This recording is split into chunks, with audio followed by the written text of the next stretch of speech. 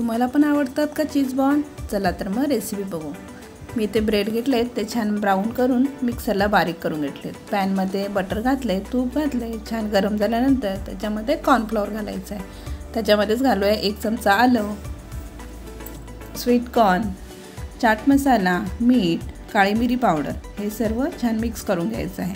त्याच्यामध्ये घालायचं आहे अर्धा कप दूध, त्यामध्ये घालूया चीज व हे सर्व मिश्रण मिक्सरला बारीक करून घेऊया। मिश्रणामध्ये घालायचं आहे ब्रेड क्रम्ब,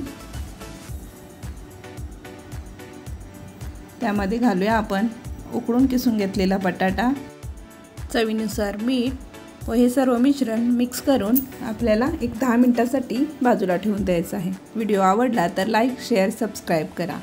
मी इथे घेतले कॉर्नफ्लॉवर, त्यामध्ये पाणी घालून याचं छान असं बॅटर तयार करून घेतले। त्यानंतर स्वीट कॉर्नच्या मिश्रणाचा छोटासा गोळा घ्यायचा आहे, त्यामध्ये 1 चीज क्यूब घालून त्याला छान हाताने गोल करून घ्यायचा आहे। अशा प्रकारे आपले सर्व चीज बॉल तयार आहेत। ते आता आपण कोटिंग करून घेऊयात। अशा प्रकारे आपल्याला हे 2 वेळा कोटिंग करून घ्यायचं आहे, याच्यामुळे चीज बॉल चांगले क्रिस्पी होतात। तुम्ही बघू शकताय।